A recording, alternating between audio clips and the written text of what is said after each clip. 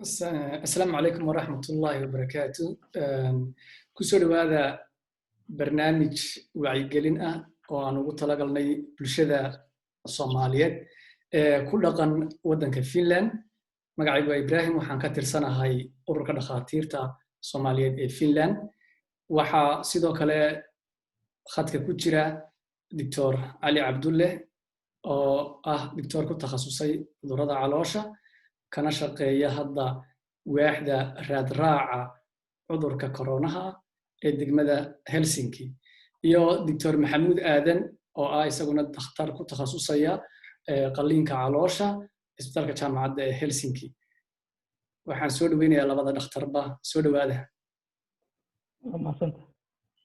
mahadsantahay assalaamu calaykum waan salaamayaa sidaynu wada ognahay waxaa sanadkii hore dhammaadkiisii waddanka China ka bilaabmay cudurka corona oo keeno COVID-19 oo dunida ku cusub run ahaantii waxa uu Yurub soo gaaray sanadkan bilowgiisii oo waddankan Finland uu maartay yimid cudurku qaybtii hore cudurka dad badan ayaa u dhintay dad badan ayuu ku dhacay dad badanna way ka kaceen samarkii markii uu soo dhawaaday waxoogaa waa laga fiicnaaday xaaladdu way siyara bedeshay laakiin hadda dib ayuu u soo laba kacleeyay cudurkuna sidaan ognahay waxyaabaha lagu kala qaado waxaa ka mid ah inuu qofku uu maaragtay ka soo qaado qof kale isagoo oo ku qufacaya ama ku hindhisaya sidaas awgeed ilaa hadda cudurkan adduunweynaha waxa laga helay 4 milyan oo case waxaana u dhintay 1.5 milyan oo qof waddankan Finland aan ku noolnahay xaaladaha laga helay cudurkan waxa weeyaan 25,882 xaaladood ama case ilaa haddana waxa u dhintay 408 qof afartii wiig ee ugu dambeeyay waddanka Finland marxalad adag ayuu runtii galay maalin kastaba waxa taqriiban laga helayay ugu dhawaan 500 oo xaaladood oo cusub tusaale ahaan shalay sida ay sheegtay hay'adda caafimaadka iyo nolol wadaagga ee THL waxa shalay oo Salaaso ahayd laga helay 550 qof oo cusub halka maanta oo Arbacana laga helay 420 case ama xaaladood oo cusub hadda waxa isbitaalada ugu jira cudurkan koronaha dartiis 165 qof waxaana gargaarka degdega ama hoyto oo ku jira 21 qof ayaa ku jira marka waxaan ku soo dhaweynayaa Dr. Cali Cabdulle waa mahadsantahay bismillaahir rahmaanir rahiim alxamdulillaah wasalaatu wasalaamu calaa nabiyina Muhammad doctor waa mahadsantahay waxaan jeclaystay bulshada maadaama aan loo duubayo kulankeenan hadda in maartay si guud ahaan aan maartay ugu sheego bulshada in maartay cudurku muxuu yahay muxuu ku saabsan yahay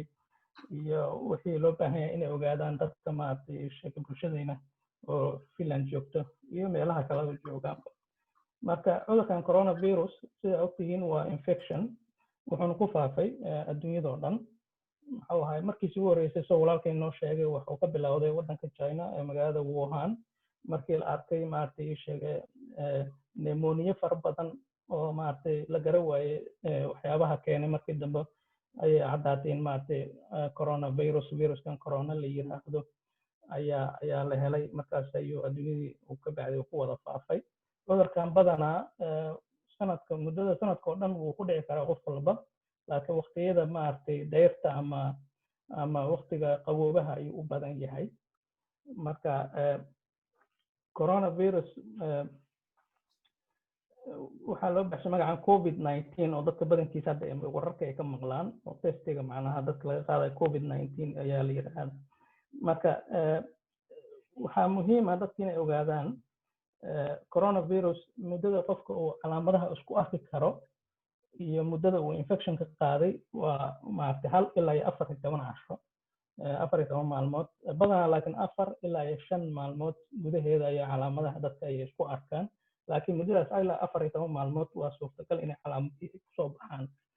markii uu infectionkii uu qofka uu qaaday. marka siyaabaha cudurkan lagu qaado waxaa ka mid ah neef mareenka oo qofkii maaragtay sheegay uu ku neefsado maaragtay sheegay jeermiskii oo hawadii la socdo maaragtay viruskii kadibna maaragtay cudurkii uu jirkiisii ku faafo. tusaale ahaan qofka hadduu u jirsado qof xanuunka qabo maaragtay 2 mitir in ka yar ayuu wuxuu qaadi karaa cudurkan siiba haddii maaragtay qofkii agtiisa ku qufaco kale oo hindisyo iyo hadal maaragtay qayle la kale oo inuu ku hadlo maaragtay jeermiskii maaragtay hawadii markaas uu la socdo. sidaas ayuu maaragtay neef mareenkiisa cudurka ayuu ku qaadi karaa. mid labaad oo qofka uu ku qaadi karo waa maaragtay in maaragtay sheegay waxa la yiraahdo maaragtay isku dhawaanshaha inuu dadkii maaragtay isku soo dhawaadaan markay sheekeysanayaan inay isgacan qaadaan markay kulmaan oo kale uu qofkii jeermiskii qabay oo gacantiisii istaabataan markaas qofka waad ka qaadi kartaa cudurka.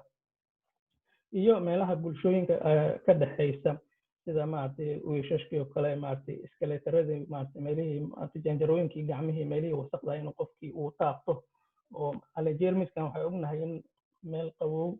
oo xoogaa koostayana maaragtay qoyaana leh inuu xoogaa muddo uu ku raagi karo haddii aad taabato meeshii jeermiska lahayd. marka qofku waxaa wanaagsan in meelaha bulshada ay ku badan yihiin oo ama gloves uu isticmaalo ama uusan meelaha uuna tataabanin sababtoo cudurka hadda meel walba waa uu ku nagaan kariyaa. calaamadaha cudurka lagu garto muxuu yahay? calaamadaha waa fara badan yihiin. calaamadaha waxaan u qaybinaynaa qaybta neef mareenka iyo qaybo guud sida qandhadii oo kale, qarqaryo qofka inuu dareemo, tabardaryo inuu dareemo, lafa xanuun, murqo xanuun, madax xanuun, qunfac, maaragtay sankoo caburma, urti iyo dhadhankiiyo qofka ka tagta, muxuu ahaa ii sheega inuu matag iyo shuban inuu keeno. waxaa kaloo dhici karta hataa infectionka indhaha inay ku dhacaan. calaamadahaas wuu isku arki karayaa. dadka qaarkiisna waa bilaa calaamad ma laha, markii un la baaro baa laga helayaa in maaragtay cudurka jirkooda uu ku jiro. marka qofku markuu isku arko calaamadahaas waxaan arkay marka corona ka shaqeynay in dadkii ay testiga ay tagayaan waqti dambe oo inaysa tegayna calaamaha bilowgiisii hore. waxaa laga yaabaa qarqaryar inuu isku arko ma tagayo testiga, waa maaragtay guriga ayuu isku haynayaa 4-5 cisho 7 cisho ka bacdi ayuu testigii tagayaa. marka waxaa muhiim ah calaamadahaas aan kor kusoo xusay in qofku markuu isku arko maaragtay isla markiiba uu maaragtay testiga uu dalbado. marka maxaa keena dadka 80% oo cudurkan uu ku dhaco isbitaal uma galaan, badanaa way guriga ayay joogaan oo maaragtay cudurku way ka bogsoodaan. laakiin 15% ayaa waxaa u baahata inay isbitaal galaan oo maaragtay waxay u baahanayaan oxygen. sidaas laajigeed 15% markay xanuunsanayaan isbitaal ayay u baahanayaan. dadkaas oo dadka aad u xanuunsanaya 5% waa kuwa aad u sii daran oo aad u xanuunsano intensive care ama teha oosasto meesha la leeyahay galaan waaye. dadkaas ayaa xaaladooda aad khatar ay ku sugan tahay. laakiin waa 5%, laakiin 80% runtii guriga ayay maaragtay ay ku bogsoodaan. xaaladda caafimaad ee keentay inuu dadka cudurkan qaadaan ayna u dhintaan, sababaha keena ama dadka inay u dhintaan cudurkan waxaa ku dhacdo inay shaqo gabaan neef mareenka qofka, sida sanbabada inay shaqada ay joojiyaan oo qofkii oxygen uuna qaadan karin, naqaskiina uuna iska saari karin.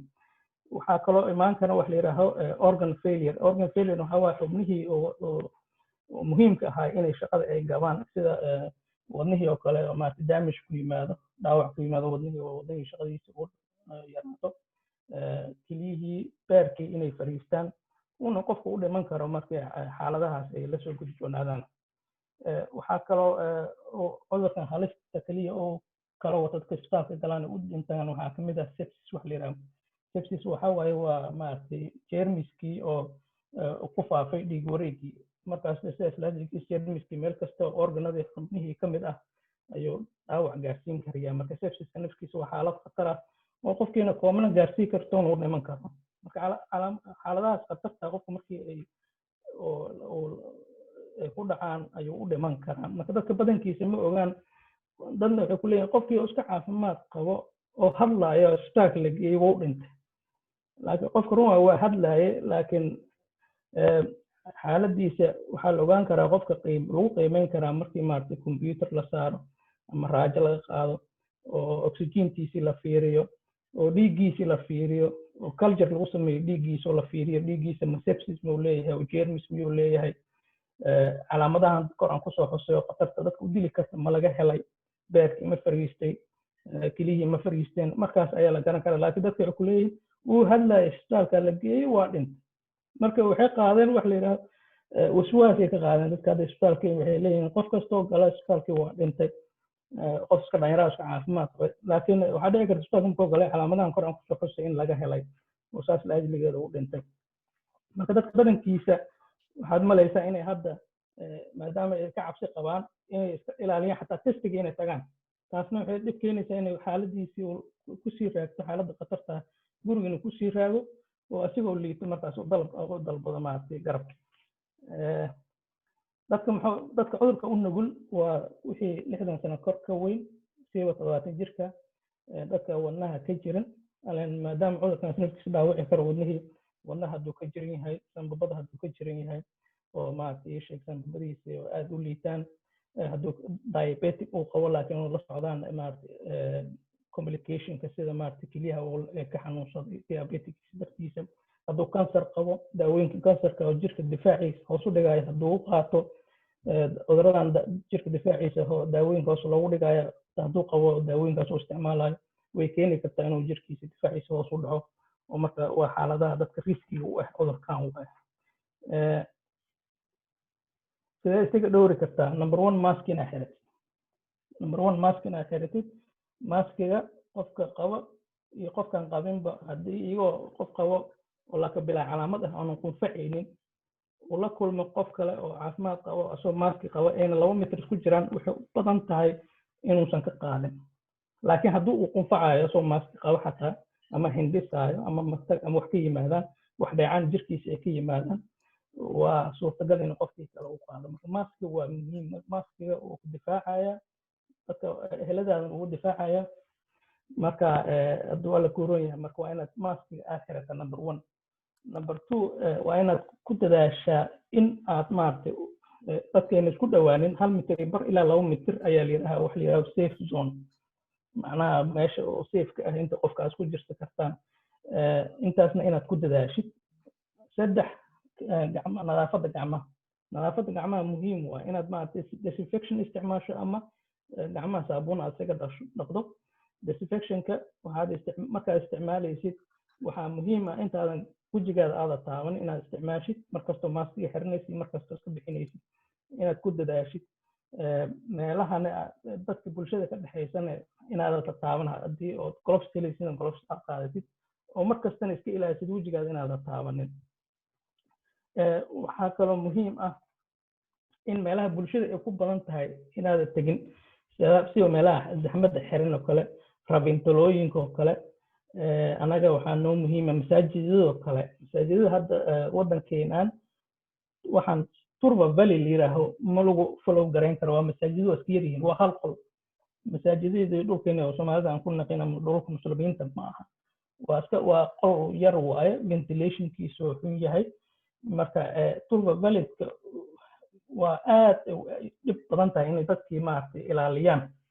marka meelahaas oo kale maaragtay in maaragtay haddii qofku uu ku dadaali karo inuu iska yareeyo tegistiisa maqaayadaha meelaha soomaalida ay ku qaxweeyaan oo kale inaad maaragtay sheeg daruuri inaad danka leedahay maahina weliba markaasna aad 15 daqiiqo muddo ka yar aad joogaysid oo maaragtay adigoo maskigaada xiran oo taxadirka leh laakiin waxaa fiican in qofku iska ilaaliyo intuu cudurkan adduunyada hadda uu ku wareegayo haddii aad isku aragto calaamadihii kor aan kusoo xusnay tabardari ama qarqaryo ama qandho yar haddaad isku aragto sida ugu dhaqsaha badan la xiriir goobaha maaragtay caafimaadka reer Helsinki haddaad tahay waxaa wacanaysaa nambaradan corona neewonta la yidhaaho oo ah muxuu ahaa ii sheegay waxaad ka heli kartaa Helsinki site-kooda ka heli kartaa waana symbol waaye waa 0931010024 waaye corona neewonta dhahaan Helsinki u banka data laakiin xaafad walba waddankan inta dadka degan meel walba xaruntiisa caafimaad ayuu ka heli karaa nambarka sida ugu sahal lagu wacan karo corona neewanta ay u badan yihiin badan lagu magacaabo testiga sahla hadda lagu tagaa meeshaas daad wacdo testiga hore lagaga diraya bilowgii hore waa la isku dhibaya testiga bisha afraad oo kale xoogaa dadku waxa la calaamad sax ma leedahay dadka isku joog hadda qof kasta oo wax yar isku arka xataa waa loo diraa testiga marka testiga hadda sahla lagu tagaa marka meesha waco guriga joog intii testiga jawaabtiisa ka helaysa testiga haddaad tagtid magaalada sii wareegin testiga tag guriga joog intii lagaa soo wacaa lagu dhahayaa ma negative aad tahay ama positive aad tahay mid waa arrinkaas arrinkan oo ku saabsan karantiinka eristuska su-aalaha aan ka hadli doono ayay ku jiraan markaasaan ka jawaabaya dowladna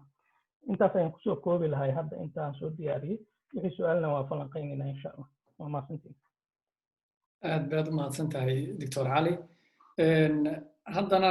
waxaan maaragtay siinayaa doctor maxamuud oo aan bal isagana aan odhan lahaa kolley si yaro kooban haddii uu isaguna wax bulshada la wadaago iyo su'aalo xoogaa iyagana maaragtay soo weydiiyeyna inaan mataqaana isagana maaragtay doctorka weydiiyo siduu doctor cali sheegay cudurku qof kasta wuu ku dhici karaa laakiin dadkeen waxa badan yihiin ma kala garan karaan ama ma oga maxaa laga wadaa eristus ama karanteeni marka doctor maxamuud kusoo dhawow asalaamu calaykum inaan wada salaamaya hortole arrinkan coronaviruska dr cali baa si wanaagsan uga hadlay oo si ay dadku si sahlanna ay u fahmi karaan very clear ahna waa uga hadlay anu marka arrinkaasi waxba kuma darayo ibrahim su-aasha ay weydiisay oo ah karanteeniga iyo nooc uu yahay haddaan isku dayo inaan ka jawaabo horta la karanteeniga dadka ama qofka laban sibuu u geli karaa mar karanteeni wuu gelayaa oo xanuunkii buu qabaa hadduu coronavirus qabo markaasi karanteeni buu gelayaa marna waxa weeye qof coronavirus qaba ayuu macnaha markaasi ayay contact sameeyeen oo altistuminan baa dhacay altistuminanku markuu dhacay qofka marka waxaa la gelinayaa karanteeni ilaa iyo wuxuu guriga joogayaa ama uu iska ilaalinayaa inuu dad la kulmo intii ay calaamado kusoo noqon lahaayeen oo calaamado uu iskaga dareemi lahaa ama intii uu maaragtay adigu kolley shaqooyinka u kala xiran tahay magaalooyinka qaarkood meelo qaarkood 5 maalin baa ku filan meelo qaarkood 8 maalin baa ku filan laakiinse karanteenigaasi qofku ma qabo xanuunkii laakiinse siduu dr cali sheegayba xanuunka waxaa laga yaabaa calaamadihiisa inay muddo 4 ilaa 14 maalmood ay maaragtay ku yimaadaan marka qofku intaasaa guriga lagu haynayaa oo dadka laga ilaaliyaa si uusan xanuunkii u faafin mid baa jirta oo haddeertaan dadka Soomaalidu maaha dadka dhan baa ku wareeray oo ah waagii sanadkii bishii afraad waxaan xasuusanaa karanteenigu 14 maalin buu ahaa hadda laakiin 8 9 10 maalin buu noqday taasna sababta keenaysa waxa weeye baaritaan waxaa jira haddeertaan kii ugu dambeeyey waxaa lagu soo qoray journaalkan yama oo journaalada adigu tacliintaasi medicineka ugu wanaagsana waxay sameeyeen dad ilaa iyo 1800 ama 1900 qof bay baareen dadkaasi marka waxay ka qaadayeen maalin kasta sankay waxay ka qaadayeen iyo sanka iyo adigu mid dhacaan sanka ah iyo mid waxay ka qaadeen dhiiga iyo mid saxara waxay soo ogaadeen maalinta 9aad kadib kan sanka laga qaaday ama dalqada laga qaaday negative buu noqday marka taasaa waxay keentay inay ogaadaan ama la qiyaaso qofka karantiini 9 maalin baa ku filan waagi horena 14 maalin bay ahayd marka taasna waxaa laga yaabaa dadku inay isleeyihiin ma xanuunkii baa la qabaa in dadku ku faafo oo haddeertaan waxbaa la kala ilaalinayaa laakiin saas ma hadda waxaa loogayaa 9 ilaa 10 maalin qofka inuu xanuunka anymore uu sii fahmi karin marka arrinta karantiiniga anigu saas aan u fahamsanahay marka waa mahadsanta mahadsan yahay doctor maxamuud دكتور علي dadkeena waxaad moodaa in aanay qaar badani aanay kuwa baraarugsaneyn xidhashada maskiga faa'iidada uu leeyahay waad soo sheegtay qaar badanna ay isweydiinayaan caruurtu ma gashan kartaa mask ama ma loo xidhayaa marka arrintaas maxaad ka leedahay caruurta maski waajib kuma aha caruurta inta hadda xaadirka waddankan maski waajib kuma aha wixii dadka waaweyn ama dhalinyarada ayaa maskiga lasoo astuus u ah laakiin caruurta waajib kuma aha inay xirtaan ilaa hadda dadka waaweyn laakiin waa inay xirtaan arrinka oo karantiinka iyo eristuska haddaan ka hadla dhinaca helsinki kaabunki magaalooyinka laani ma aqaano warka ma hayo helsinki kaabunki anaga dadka aan yalituska aan ku samayno dabagalka meesheena helsinki kaabunki hadduu qofku yahay oo corona positive oo noqdo wuxuu galayaa wax la yidhaaho eristus macnaheedu waxaa waaye waa soomaali haddii af soomaaliyana xakamayn waay macnaha bulshada laga xakamaynayaa in uu maaragtay cudurkii uun ku faafinin xakamayntaas waa 7 beri macnaha isbuuc ayay soconaysaa laakiin waxaa loo baahan yahay 2 cashadii ugu dambeysay ama 2 maalmood ugu dambeysay inuu caafimaad qabo oonaan qunfac lahayn qandho lahayn hindhisho lahayn maaragtay cudurada oo maaragtay dheecaanada ka imaanaya matag ama shuban lahayn 2 casho ugu dambeysay kasoo qaado kale maanta kale qofkii xanuunsaday maanta taariikhda 2 tahay corona positive oo noqday 7 beri lagu darayaa marka waa maalinta 9aad haddii uu maalinta 8aad iyo maalinta 9aad uu caafimaad qabay maalinta 10aad fasax uu noqonayaa eristusku waa ka baxaya haddii oo kasoo qaad qofkii aanan cudurka laga helin laakiin uu la kulmay qofkii cudurka qabay macnaha oo la falgalay qofkii cudurka qabay waddankan waxay u yaqaaniin altistonodka marka 2 nooc waaye haddii uu qofkii cudurka laga helay positive ka ahay oo reerka uu ka mid yahay guriga kula degan yahay waxaad suganaysaa reer Helsinki haddaad tahay 14 casho sababtaa qofka guriga kula degan muddadaas 7 beri ah maalin ka mid ah wuu ku qaadsiin karaa weli cudurka kasoo qaado kale maanta ayuu qofka reerka ka mid ahay uu xanuunsaday qofka reerka ka mid ah oo caafimaadka qabo wuxuu suganayaa 14 casho macnaha maalinta 16aad ayuu maartay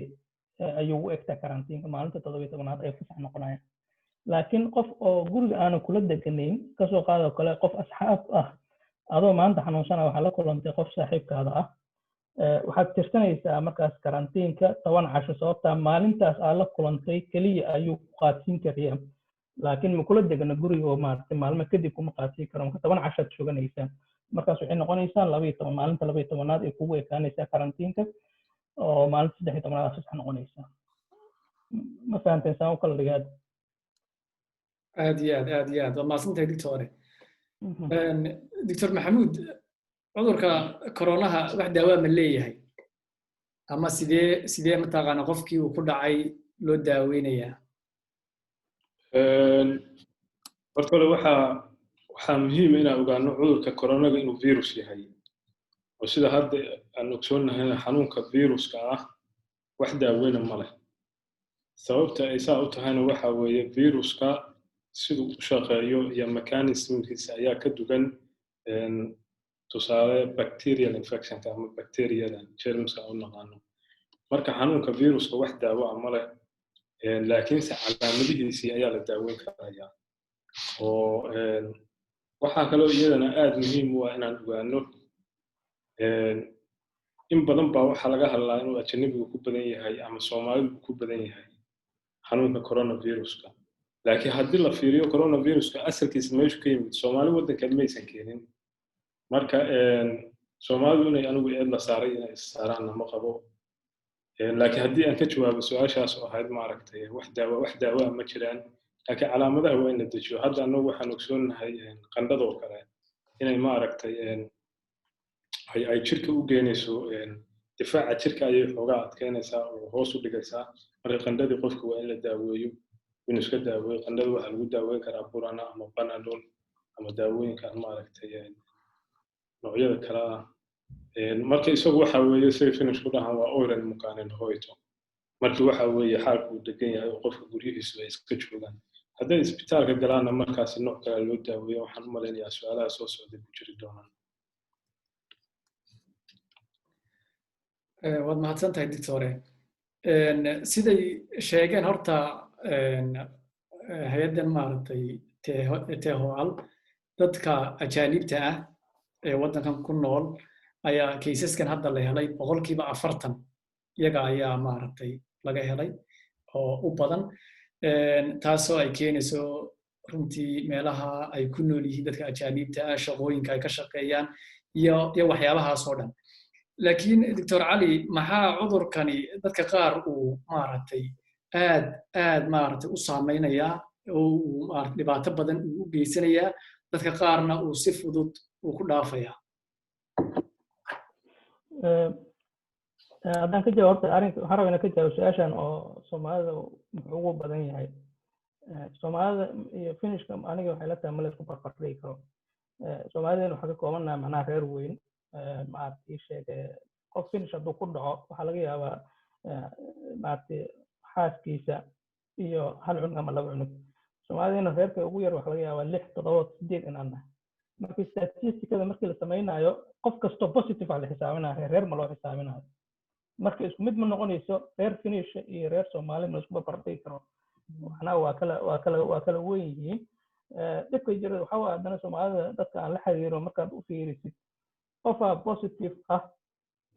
guriga ka mid ah asoo maaragtay sheega positive ah, waxaa laga yaabaa intuu weli jawaabta uuna helin inuu reer kale oo Soomaali oo soo maro oo soo booqdo soo salaamo reerkii kale 6, 7, 8 kooban yihiin. waxaa laga yaabaa asxaab kale inuu soo maro oo asina 7, 6, 8 kooban. halkaas qof waxaa laga yaabaa inuu 3 reer oo 30 qofood ka kooban inuu saameeyo. marka statisticada noocaas ma isku barbardhigi karaan Soomaalida iyo finishka ma isku barbardhigi karo. runtii xogaa statistica khaldan waaye, qof kastoo positive iyaga xisaabinayeen. laakiin anaga ahaan dhibka jiro waxaa reerkeena waa weeyihiin. dadkeenana xogaa dhibka jiro waxaa fiican qofka markuu wax calaamadaha uu dareemo inuu maaragtay dadka kale uu iska ilaaliyo oon gurigiisa joogo, testigiisa tago ilaa positive ama negative la dhahayo inuu maaragtay gurigiisa uu ku sugo ayaa muhiim ah.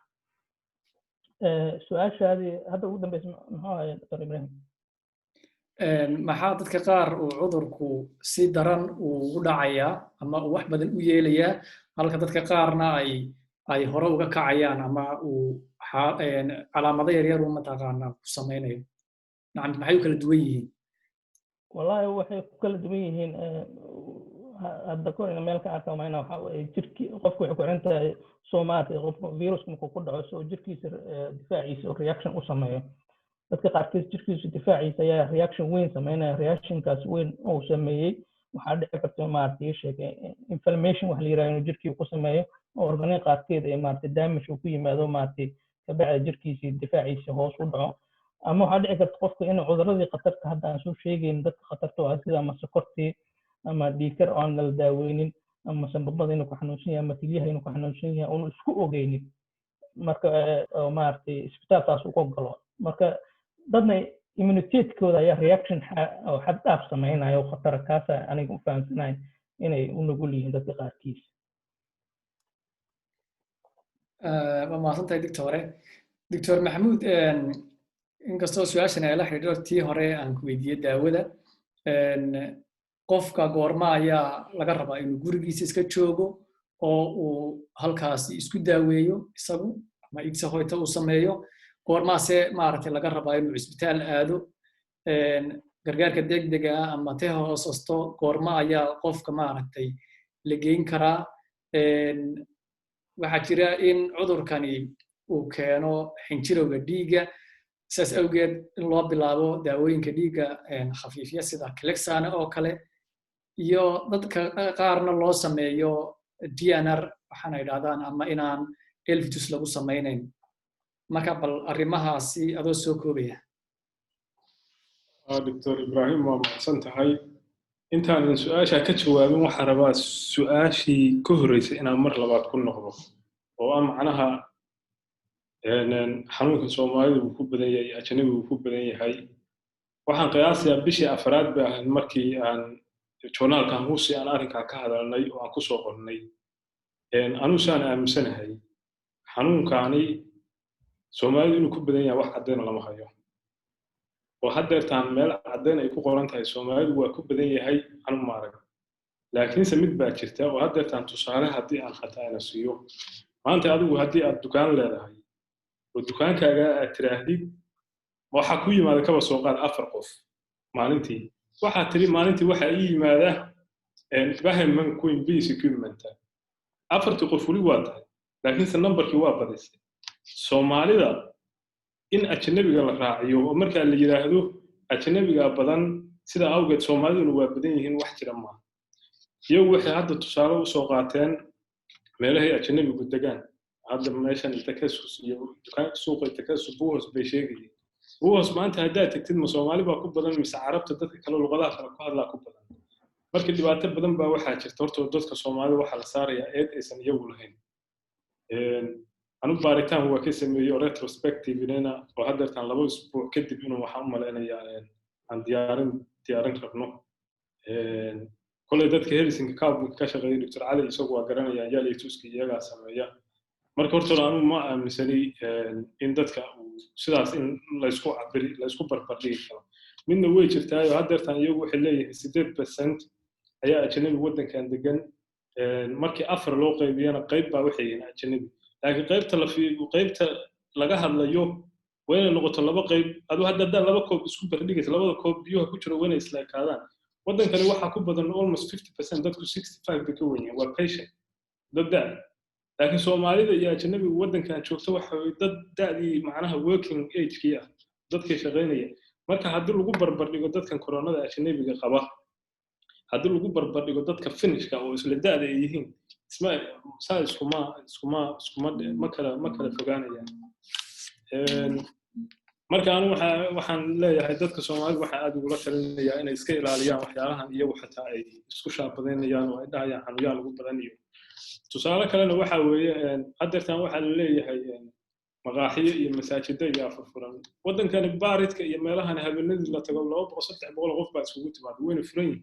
haddii la raad baarayna waxa la ogaaday in meelaha laga keenay xanuunka midda saddexaadna waxa weeye haddeertan statistic anigu intaan hayo waxa weeye dadka Soomaalida 10 qof markuu xanuunku ku dhaco 7 ka mid ah gurigooda ka keenay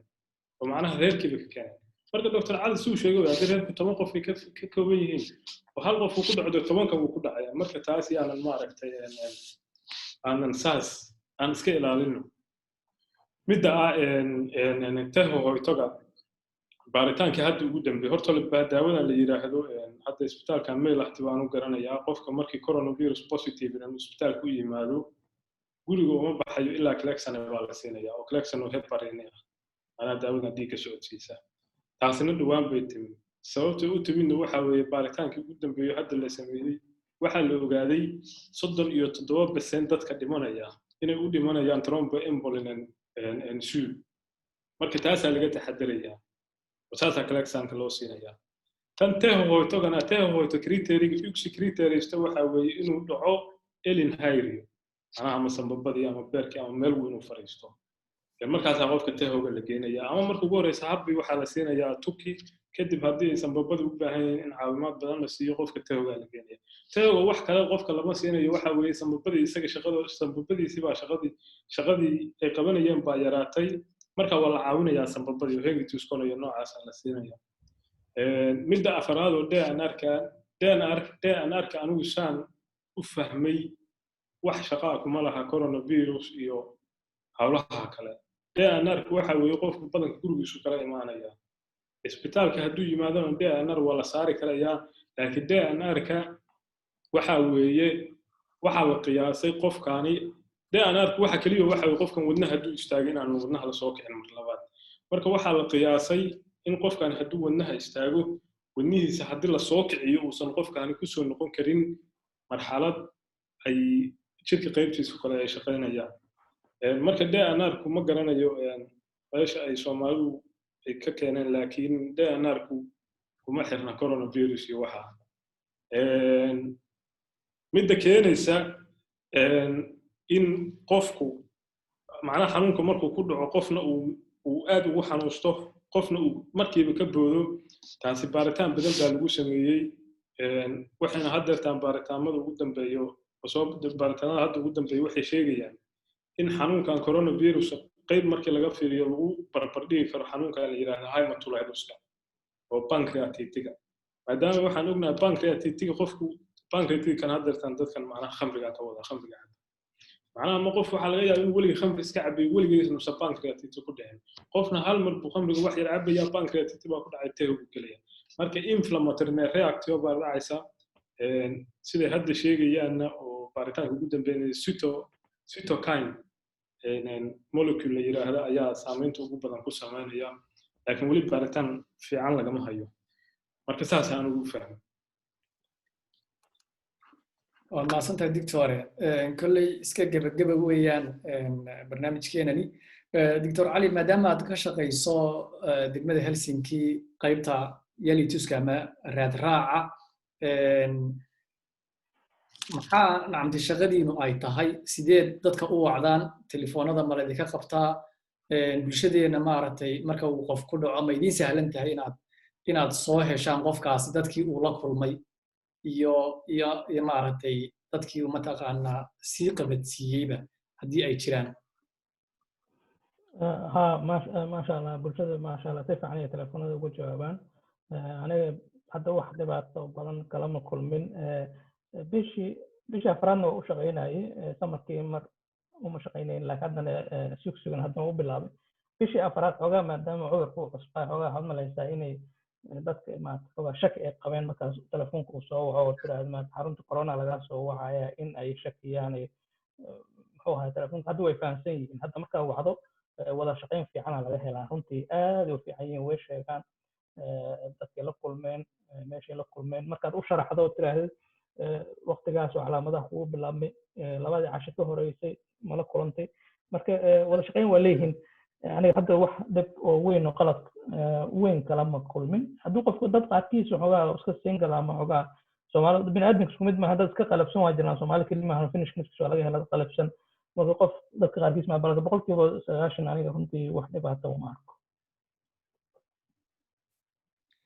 waa mahadsantahay doctore doctor maxamuud isbitaalka hal su'aal aan ku darsan lahay arrinka isbitaalka waxba bulshada ay ka cabsaneen macnaha isbitaalka daaweyntiisa wax dhib ma kala kulmayaan runtii ergan den macnihiisu waxa weeye wadnaha lama kicinayo qofkii haddii hore loo saaray waa macnaheeda laakiin den arag macnihiisu qofku wax kale maaha den qaba qofkan waa isbitaalka waa lagu caawinayo macnaheeda qof kastoo den qabo xataa waa la caawinayaa intii uu caafimaad u baahan yahay noloshiisa u baahan tahay laakiin qofkii ilaahay u qadaray ayaa dhimanaya marka isbitaalka in laga baqo maaha xarumaha caafimaadka in laga baqo maaha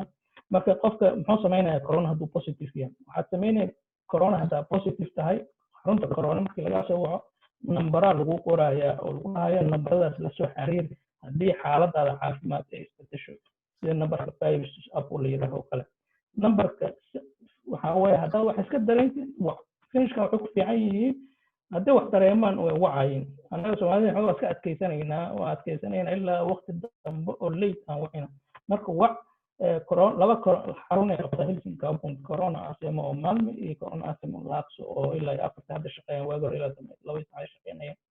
marka corona asema tagaysa waa virus camal waaye waa lagu baarayo dhakhtar fiiraha ka dhageysanayo xaaladaada qiimeynaya haddaad oo viral u baahan tahay asaa ku diraayo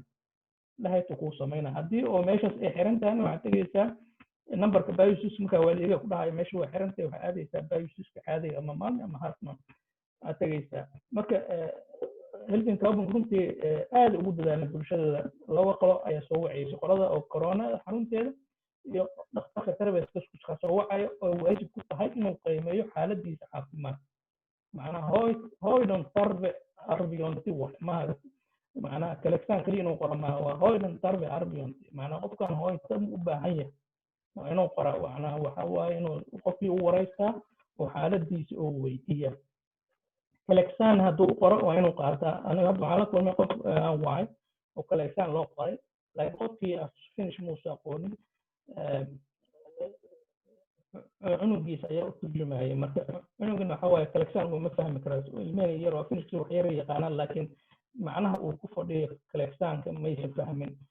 marka waxaa fiican qofka haddaada war fahmin dhakhtarka wax kuu qoro haddaada fahmin waa dhihi karta anigu ma ku fahmin cunuga hadduu ku sharxa haddii waxaad tidhahdaa nin ma fahmin dhakhtarku waa ku qasbaya markaas inuu turjubaan uu dalbado oo qof weyn oo maarata aykuun inuu turjubaan soomaali inuu kuu dalbo oo maarata kuu sharxo oo ku qasban yahay marka haddaad daawo oo kuu qoro haddaada fahmin oo cunuga warkiisa kuu turjumaya aada fahmin waa dhici kartaa inay turjubaan u baahanaa ma fahamta marka dadkeeni waxba isbada weynin maarata shay xaqay u leeyihiin waddanka hadda buhelin turki wax leeyahay ka shaqeeya dhakhtarka haddaad afkaada uga badin kartaa buhelin turki uu dalbanaya maana telefoona lagu qabanaya afkaada soomaaliya waa ku heli kartaa intii xad adeeg ku heli kartaa marka isbitaallada waxbaa ka baqin xarunta caafimaadkana waxbaa ka baqinaha la xiriira garabka dalbada waad mahadsan tahay doctore doctor maxamuud gabagabadii waxaan weydiin lahaa xaaladdan corona ilaa intee in leeg ayay sii socon kartaa ma laga og yahay sida la sheegaya hadda waxaa lasoo saaray tallaalkaasi isagu ma yahay mid maaragtay la tijaabiyey oo maaragtay safe ah ama maaragtay dee dadku ay qaadan karaan dr ibrahim xaaladda maaragtay coronada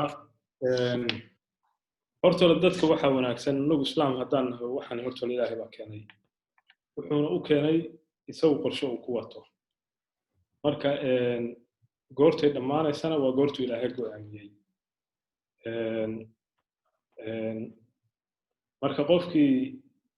aad iyo aad haddeertaan waxaa looga hadlaa koronada in loo dhinto laakiinse qof korona u dishay ilaa haddeertaan ma jiro qof kasta malakomoodkii baa u yimid waktigeesiina markii ay gaartay warsaaqadiisa ee dhammaatay buu dhintay marka koronada inaa anagu saas waa taxadarinaa laakiin kama cabsanayno oo welwal badan samayn mayno haddeertaan markii la fiiriyo xagga maaragtay rokoteedka sida anigu aan la socdo ilaa 3 rokote baa soo baxay oo maaragtay rokoteedkas kolley waa garanaysaanoo waxa weeye marka ugu horeysa markii rokoteedka ama talaalka la sameeyo baaritaan badan bay maraan 3 phase bay maraan marka ugu horeysa waxaa lagu tijaabinayaa dad yar waxaa la fiirinayaa inay calaamado iyo side effect yeeshaan kadib dad xoogaa ka badan markaa phase-ka 3aad weeye hadda marka saddexda daawo oo mid maaragtay Pfizer ay production-ka sameynayso laakiin company German uu leeyahay iyo mid Mareykan ah iyo mid Ruushka ay sameynayaan saddexduba third phase-ki way paaseen way kale way waxay yiraahdeen way macnaha way sameeyeen labo ka mid ahna daawada markii dadkii lagu talaalay ilaa iyo 94 ilaa 95% dadkii talaalka la qaatay xanuunkan kuma dhicin marka iyagu waxay ku leeyihiin daawadani waa daawo aad iyo aad macnaha xanuunkana coronavirus-kana u celinaysa safe-na ah oo macnaha dadka aan dib u keenayn saasna way u badan tahay oo haddii haddeertaan dadku waxaan u malaynayaa talaalka dadkana Soomaalida xoogaa shaki bay ka qabaan shakigana waxaa keenay waxyaalo badan laakiin haddeertaan midka anigu aan garanayo waxa weeye ilmo ama dadka finishkan inta lagu diray baa xanuunkii isna faafayay yaanti dhaweyto ilmihii narcolepsy baa ku dhacay marka taas aad looga taxadarayaa talaalka sas badan baa laga qabaa Soomaali kaliya ma dadku dhan baa ka qabta anu talaalkan haddeertaan rokoteedkan la sameeyay kuwaas oo dhan laba sib uga duwan yahay oo anigu waa isleeyahay waa fiicanta horta midda koowaad oo aadka muhiimka ah waxa weeye talaalkan haddeertaan saddexdan talaal iyagu ay soo bandhigayaan waxaa sababay xanuun pandemic ah xanuunku mar hadduu pandemic yahay adduunka dhan buu faafay marka jinsiyad kastana waa galay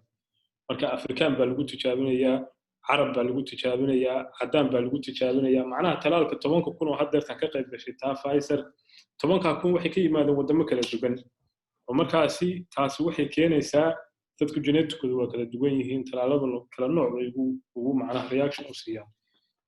marka taa waxay keenaysaa talaalkan in 10,000 oo qof oo kala duwan lagu tijaabiyey 10,000 oo qofna aysan wax saameyn u keenin marka taas markii dhinaca la fiiriyo talaaladan hadda rokoteedkan hadda soo socda dhinaca safe bay ka yihiin dhinaca labaad oo iyaduna safe ay ka noqon karayaan waxa weeye talaaladan hadda la sameynayo waa kuwii ugu horeeyay oo genetic modification lagu sameeyay waagi hore waxay ahayd sida ogsoontihiinba markii talaal la samaynayo ama viruskii ama bacteriyadii baa lasoo qaadayaa waa la daciifinayaa iyadii baa la bedelayaa markaasaa talaal laga sameynaya kan laakiin viruskii isaga lama soo qaadin isaga jiinkiisii unbaa lasoo qaaday marka taas waxay keenaysaa in uu maro marxalado badan iyo isbedelo badan marka dhinaca haddaan ka fiirino waa say laakiin dhinac kale waxaa jira isagana markaas xoogaa in laga fikaro u baahan saan ogsoonahay haddeertaan talaaladii kuwaan ka horeeyey ilaa iyo 3 ilaa iyo 4 sano qaateen in la sameeyo influenza ilaa iyo 6-7 sano baa la sameeyay haba baaritaan baa la sameeyay haba dhinac baa loo fiirinayay laakiin haddeertaan talaaladaan 6-10 bilood baa lagu sameeyay waxa sameynayana waxa weeye company-gaasna macnaha isagu kulay dan kharash ku leeyahay laakiin iyadoo saasa markastoo talaal wadanka la keenayo ama wadan uu gadanayo waa in markaa laaki birastagooda waa inay ansaxiyaan oo ay aqbalaan intaysan aqbalin waa inay keenaan baaritaankii iyo jawaabtii haddeertan 3 talaaloo soo socda wax baaritaan oo ay sameeyeen oo haddeertan la akhrisan kara ma jiraan laakiin intaysan daawadaasi la ansaxin waa inay baaritaanka keenaan marka haddii la fiiriyo kole dadka ka shaqeeya caafimaadka weli qaybta koronaga iyagu waxa u maleynayaa xagga shaqadooda ay khasab uga imaan doontaa inay qaataan laakiin se qof lagu khasbay talaalka ma jiro priority-ga koowaadna maba ahaba dadka caafimaadka qaba oo xanuunka macnaha laga yaabaa kan adag uusan ku dhicin dadka haddeertaan talaalkan loo sameeyo waxa weeye dadkan patient-ka oo ama palvel talaalka jooga ama dadkan koronada riskiga aad ka qaba iyo noocaas oo kala marka talaalkaasi haddii la keeno oo wadanka haddeertaan waxay qiyaasiyeen in kulli ingiriiska maanta aqbaleen oo ansaxeen inay daawada gataan midda Pfizer Finland iyo waxa u maleynayaa wadamada Yurubtana waxay sugayaan European Committee-ga marka adu January in la bilaabayo ba kulli anagu qiyaasayna January haddii la talaalka la bilaabo waxaan u qiyaasayaa ilaa iyo 6 bilood 7 bilood soo socotaan dadku wala talaali doona ilaa talaalka hal mar ma imaan doono marka xanuunkan waxa la qiyaasayaa haddii sida la qiyaasayo way sida ilaahay waa markasta waa sida la qiyaasayo ilaa iyo bisha 8 ilaa iyo bisha 9 inuu sii socdo sidoo Dr. Ali sheegay in samarka markasta xanuunkan uu iska dagaayo hargab iyo wax badan ma jiraan marka anu waxa qiyaasayaa ilaa iyo bisha 9 in kulli xanuunkan adduunka iska joogi doono oo markaas limitation-ku uu jiri doono haddii markaa ay su'aashu tahay dadku inay talaalka qaataan kula talinaysaa anigu kula talinayaa labada baaritaan markii la sameeyay labadaba waxay kulli sheegayaan in 94% xanuunkan uu joojinayo wax haddeertaan dib uu keenana lama hayo haduu 10,000 bay baareen ka Pfizer kuwan kalena 10,000 bay baareen bay sheegayeen waa dad aad u fara badan way markaas waxaan u maleynayaa statistics fiican in laga heli karayo waad mahadsantahay doctore gabagabadii Dr. Ali maxaad aad dhihi lahayd bulshada ku daawanaysa ee Soomaaliyeed bulshada waxaan kula talin lahaa in maartay sheeg ku dadaalaan maartay sheeg wacyigelinta la siinayo maaskigooda qaataan maartay safe zone-ka ilaaliyaan maxaa haddii xanuunsadaan inay testiga tagaan maartay bulshada ay ku joogaan intii testiga joogtiisa helayaan karantiin iyo maartay eristus hadii la gelina inay u hoggaansamaan sharciga maartay sheeg meelaha bulshada ay ku badan yihiin inay iska ilaaliyaan oo bila daruuri inuu u aadin inaad dan leedahay oo baxsoo iibsanaysid maahayna inaad maartay waxaa bila macna dara inaad meelahaas ka taagtaagnaato oo laga fiican yahay arrinka oo talaalkan insha Allah mar kasta information cusub ayaa soo baxayo page-ka oo alwaas sawir karay karta oo ka fiirin karta wixii information oo arrinkaas ku saabsan badan hadda hore waxyaabo badan way turjumaan af Soomaali waa ku turjumaan intii xadkooda tabatooda ah page-ka Helsinki kaabunka hataa af Soomaali maartay oo hay'ad oo ka helaysaa marka luqadaas taa ku heli karta oo hay'ad badan haddaad raadisid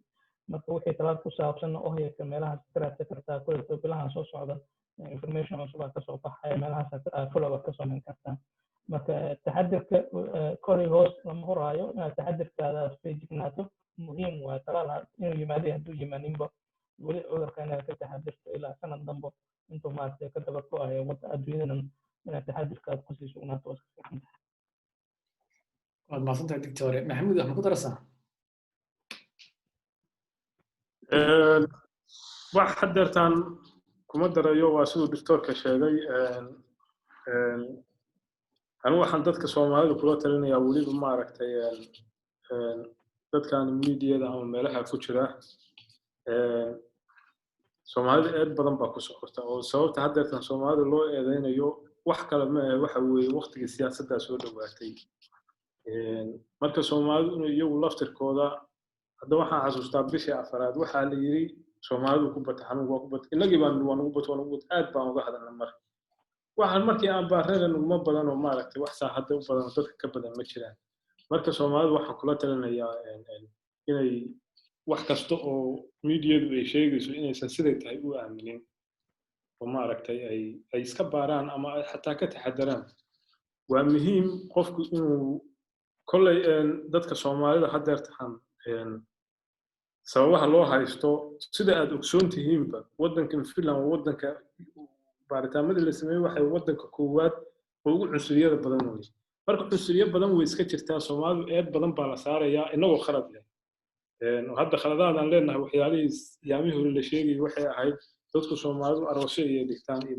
masaajidii meelahaas tagaan laakiin dadku finishka aroos way dhigtaan dadku finishkana baar iyo meelaha iyo khamri way cabtaan marka ma aha inaan anagu wax kasto ku yiraahdo aan qaadano oo taas aanu dadka Soomaalida waxaan leeyahay inay ma taqaanaa iska waa taxadar sameeyo laakiin wax kasta yaan anagu aan toosiday u qaado wixii xun baxaa la hadii la yiraahdo waa wareer